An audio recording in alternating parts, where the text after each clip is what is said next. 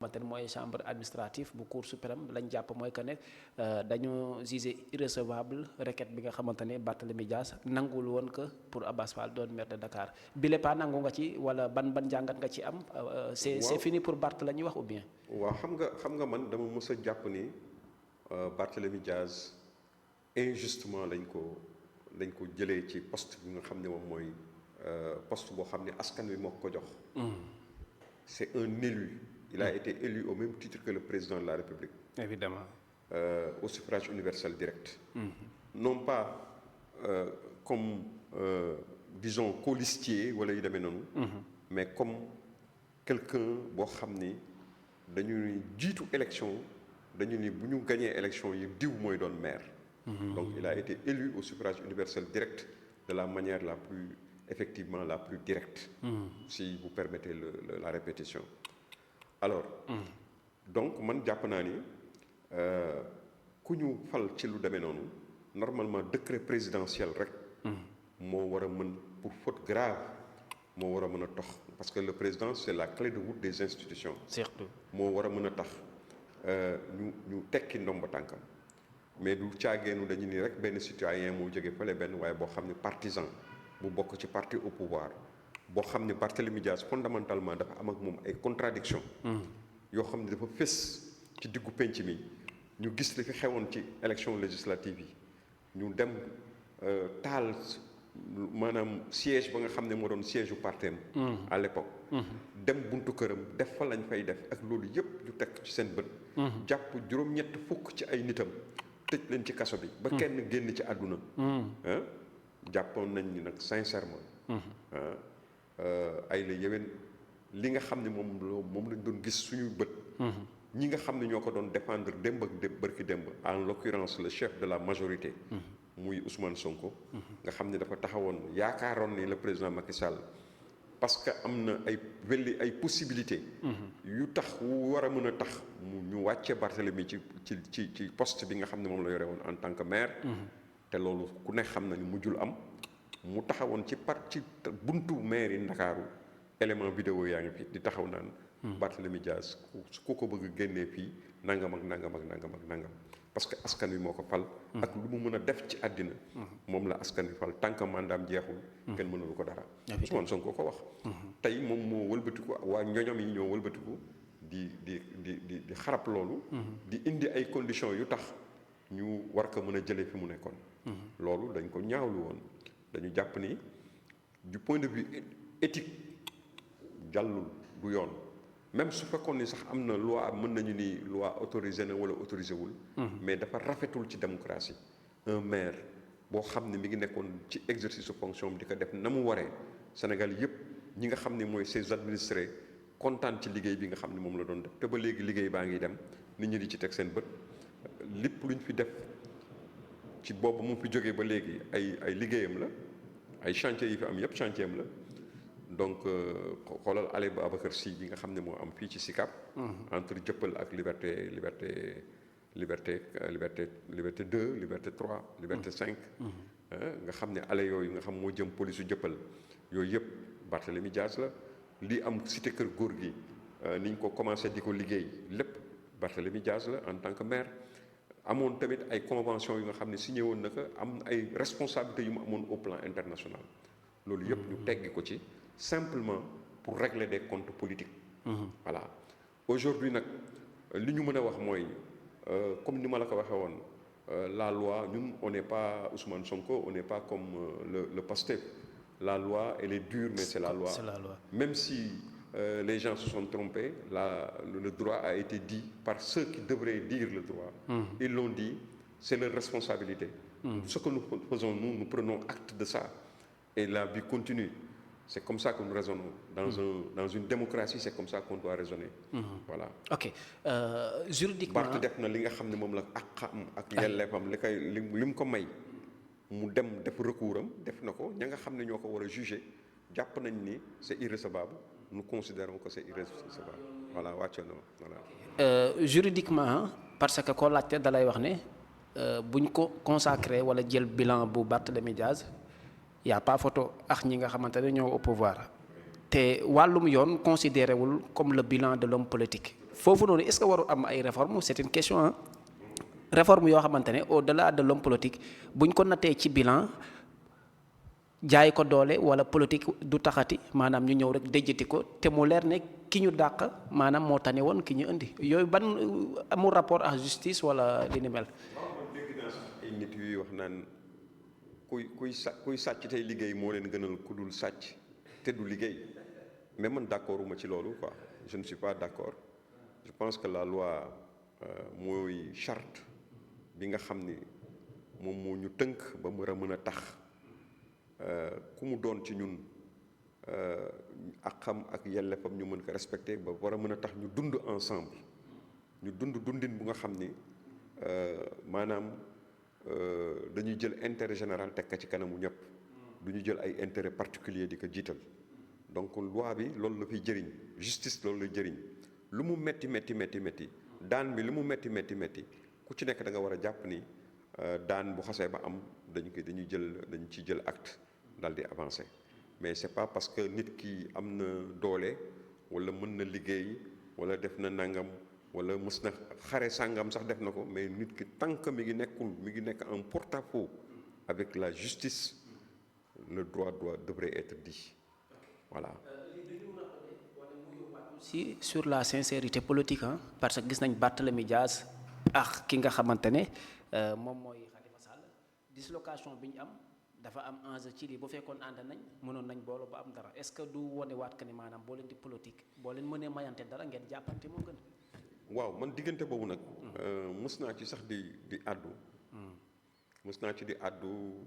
mais ñaare bu ma ci àddoo dañuy yaakaar ni parce que Barthélemy sama rakk la moo tax ma ciy àddoo noonu. alors que c'est pas ça. alors que bokkuñu parti sax. sama rakk la certainement boo xam ni yàlla def na nit ku ma jox na ma cër lool ba ma yëg ko muy moom muy ñeneen ñi nga xam ne yëpp ñoom la maaseel di def politique au niveau de notre espace géographique bi nga xam ne moom la ñu bokk communal bi ñu bokk muy Mermoz Sacré-Cœur. yàlla man daf ma boole ak ay ndaw yoo xam ni ñii ñu ngi ci opposition ñii sont dans la société civile mais yàlla dafa def ñoom ñëpp ku ci nekk. dafa am foo ma teg. ku kawe foo ma teg te it donte bokkuñu sax xalaat. dañuy joxante cër. moo tax ñu bëri su ma waxee ci affaire boobu dañu naan affaire Boy Sicap ngay wax wala yow da ngay faralaate wala yu demee noonu. mais man dama jàpp ni dans diggante Barthélemy ak Khalifa Sall. man dama jàpp ni Barthélemy jaanam wàcc na ci digganteem ak Khalifa Sall. parce que jàppale na ko fi nga xamee ni fa la ko Khalifa soxla woon mu nekk ñeeyu xareem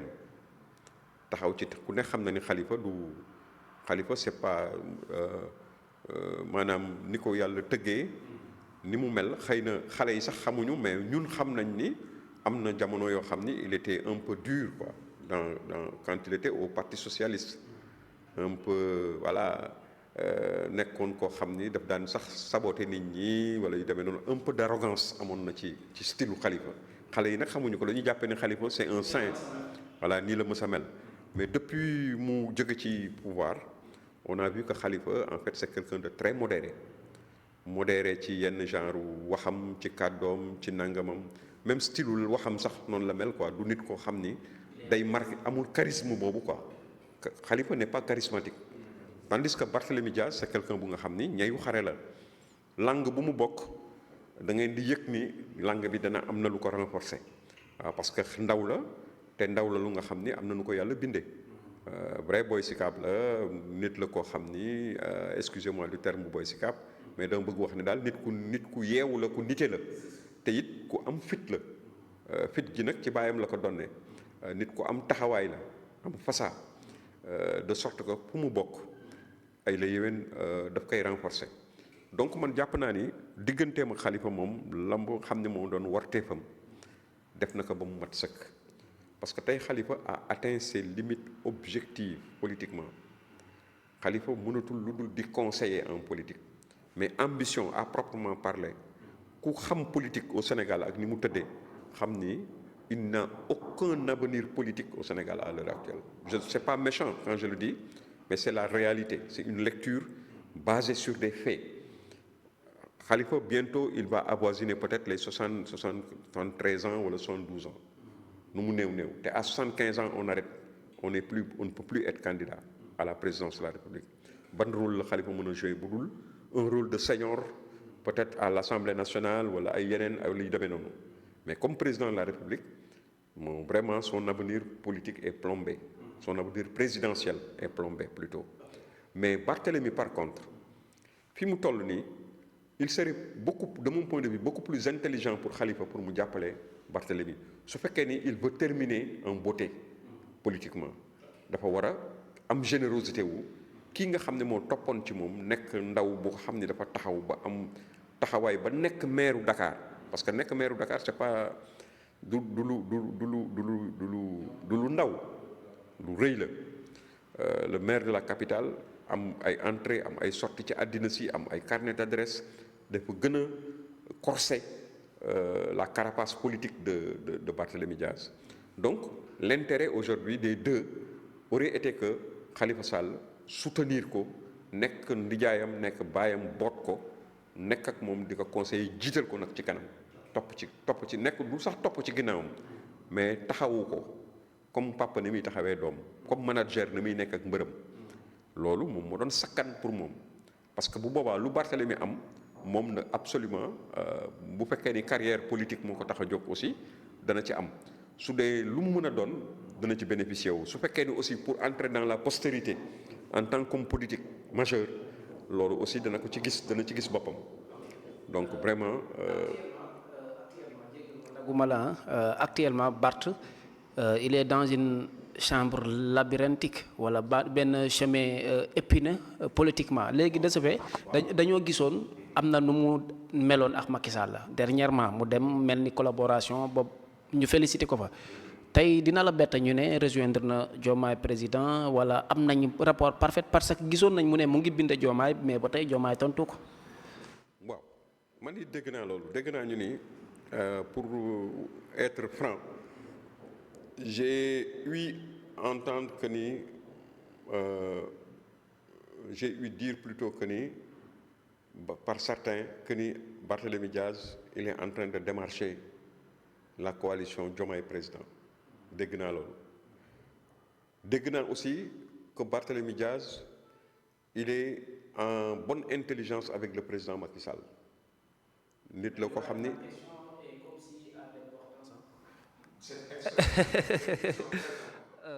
et man je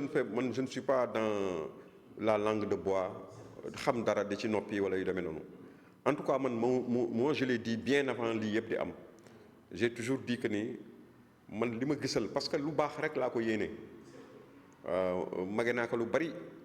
man awma benn prétention ci jiite dara wala nekk dara wala yu demee noonu man mosuma mel noonu waaw man bañ naa ko ba quartier ba ma dëkk muy Mermoz nekk naa fa secrétaire général u ASC sos ASC bi bokk ci ñi ko sos nekk naa fa mosuma yëkkati sama loxo ci assemblée générale ñuy pourvoir benn poste ma yëkkati sama loxo musta am te daan na am assemblée générale dana jeex ma bañ a dem ci assemblée générale pour occuper poste ñu ñëw sama buntu kër taxaw ni ma yow la ñu def nangam ma daal di na mujj gi finalement damay dem ba mujj gi ma nangu mais man mosuma xëccoo dara ci àddina te ba àddina di ba ma fiy jógee incha allahu taala du ma nekkuma nit koo xam ni damay voilà da xëccoo wala may am yenn genre ambition yi lu am rek man dama jàpp ni yàlla suñu borom moo koy def ci doomu aadama te loolu kenn mënu ci dara donc man Barth lu baax rek laa ko yéene moo taxoon ma doon wax naan Barthélemy man li ma gis mooy intérêt bi ma gis mooy Barthélemy rapproché wu ci président Macky Sall tu me diras que peut-être parce que yow xam nga utilité Barthélemy xam nga l'APR n'est pas un parti boo xam ni avec une jeunesse combattante parce que fi mu nekk dañu toll ci jamono boo xam ni les lendemains jamono yi ñu nekk nii nit daf ko war a sóor parce que le combat politique est un combat de terrain aussi quoi des fois quand le combat de terrain s'impose il faudrait que mu am ñoo xam ni dañuy nekk ay forces physiques yoo xam ne danañu taxaw ci mën a occuper le terrain politique en termes de manifestation wala yu demee noonu te loolu ay ndaw la laaj mais ndaw yoo xam ne aussi dañ leen tàggat ci loolu man li ma remarqué mooy ndaw APR généralement ñi ci ëpp bokk pas tout le monde amuñu ay tradition de lutte yoo xam ne dañuy occuper mbedd mi wala yu demee noonu on l'avait vu avec Mame Mbaye Niang qui était très courageux boo xam ni avant président Macky Sall di jël nguur gi ak Thérèse Faye ay affaires yu demee noonu ñooñu on a vu que vraiment ils ont été très courageux. Je me rappelle cette matinée où l'ancien président nigérian Olusegun Obasanjo mi ngi fi ñëwoon pour régler yenn questions yi intervention yam ca def ak Thérèse Faye bañ ko fay jàpp ak ñeneen donc am na kii mais xam nga le pouvoir moo mel noonu un parti au pouvoir généralement jeunesse ba fa nekk c'est une jeunesse boo xam ni voilà du am tradition de combat waaw pour rek être yam foofu mënoon naa gën a développer lu tax les raisons mais dama bëgg wax rek ni du ñu am tradition de combat donc quelqu'un comme Barthélémy Diaz mu ñëwoon fekk ci dynamique bu nga xam ne daf fay ñëw fekk fa le capitaine Dièye mu mel ni nga xam ni commissaire Keita fekk fa ku mel ni keneen ki nu mu tuddati le major Kandji et cetera c'est pas que ñoom dañuy ñëw di investir de manière violente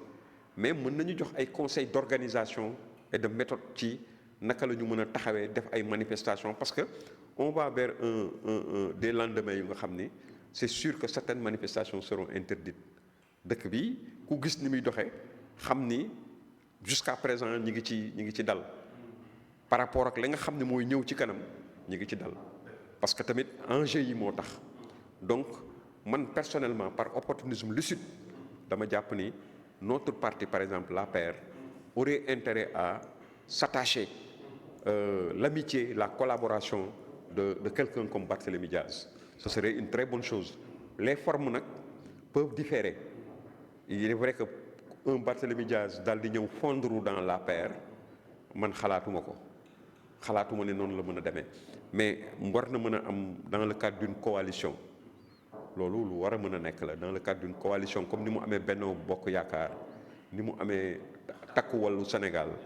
normalement Barthélémy Diaz war na mën a bokk ci dynamique boobu voilà léegi nag li ma ko conseillé wul